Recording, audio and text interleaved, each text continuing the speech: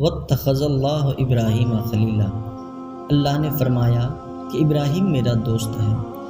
تو اللہ کا فرشتہ کہنے لگا یا اللہ جسے اتنا کچھ دیا ہو تو دوست ہوگا ہی، سب کچھ ہے، ابراہیم کو کیا کیا نہیں عطا کیے، ابراہیم کے پاس بکریاں ہیں، بھینس ہے، گائے ہیں، اتنا کچھ ابراہیم کو دیا ہے تو دوست ہوگا ہی۔ تو اتنے میں اللہ رب کریم فرشتے سے کہتا ہے فرشتے جاؤ ابراہیم کی آزمائش کر لو، دیکھ لو ابراہیم کو آزما کر۔ تو اللہ کا فرشتہ انسانی شکل میں زمین پر اترتا ہے۔ ابراہیم علیہ الصلاۃ والتسلیم اپنے بکریوں کے ریوڑ کے ساتھ چراگاہ میں ہیں، آپ کے ساتھ آپ کے غلامیں بھی وہاں موجود ہیں۔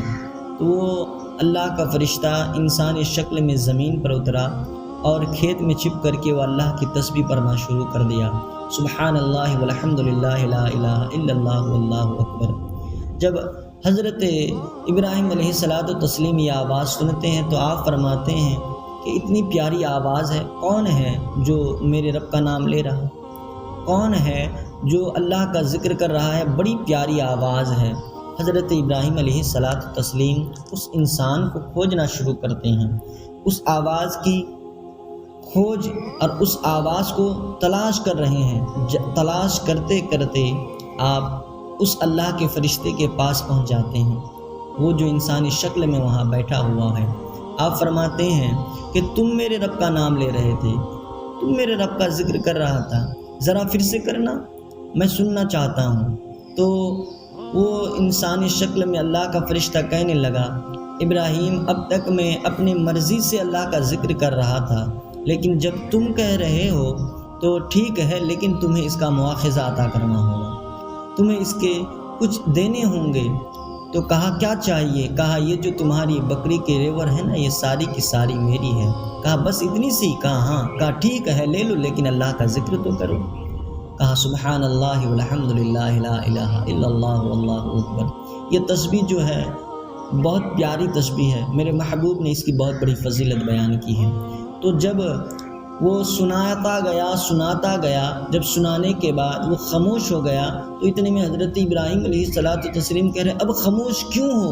کہا کہ ابراہیم تو نے جو مجھے بکری کے ریوڑ اس کے مواخذے میں عطا کیے تھے وہ ختم ہو چکا، یعنی اس کا اجر ختم ہو چکا، اب اگر اور مزید سننا چاہتے ہو تو تمہیں اور کچھ عطا کرنا ہوگا۔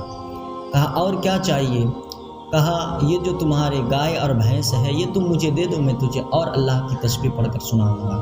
کہا لے لو، لیکن تم اللہ کی تسبیح پڑھو، کیونکہ حضرت ابراہیم میں کیف جاری ہے، رو رہے ہیں، آنکھوں میں اشک بار ہے، اللہ کے ذکر کو سن کر کے آپ اللہ کی یاد میں مصروف ہیں اور محو غرق ہو چکے ہیں۔ اتنے میں وہ اللہ کا فرشتہ اور سنانا شروع کر دیا، سناتا گیا، لیکن جب وہ اللہ کا فرشتہ خاموش ہوا تو اتنے میں حضرت ابراہیم کہتے اب خاموش کیوں ہو، اور سناؤ۔ کہا اے ابراہیم جو تو نے عطا کیے اس کا اجر یہیں سے ختم ہوا، اب اور اگر تم سننا چاہتے ہو تو تمہیں اور عطا کرنے ہوں گے، تمہیں اور دینے ہوں گے۔ کہا کہ اور کیا چاہیے؟ کہا بکریاں تو میری ہو چکی، گائے بھینس میری ہو چکی، لیکن اونٹ باقی ہے، اگر تم یہ ساری کی ساری اونٹیں مجھے دے دو گے میں تجھے اور ذکر سناؤں گا۔ کہا بس اتنی سی بات ہے، لے لو، لیکن اللہ کا ذکر سناؤ۔ وہ اللہ کا فرشتہ اللہ کا ذکر سنانا شروع کیا اور سناتا گیا، جب خاموش ہوا اتنے میں حضرت ابراہیم پوچھ رہے ہیں اب کیوں خاموش ہو؟ کہا جو آپ نے دیے تھے یہیں سے اس کا مواخذہ ختم ہوتا ہے، اور اگر آگے آپ سننا چاہتے ہیں تو آپ کو اور دینا ہوگا۔ کہا مانگو کیا چاہتے ہو؟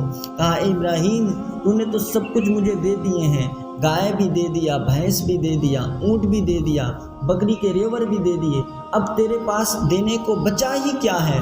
کہا حضرت ابراہیم علیہ الصلاۃ والتسلیم نے میں نے تجھے یہ سب کچھ عطا کر دیا، یہ سب کچھ دے دیا اللہ کا ذکر سننے کے لیے، لیکن یہ جو تیرے پاس گائے بھینس بکری اونٹ ہیں لیکن انہیں چرانے کے لیے تیرے پاس کوئی آدمی تو ہونا چاہیے نا۔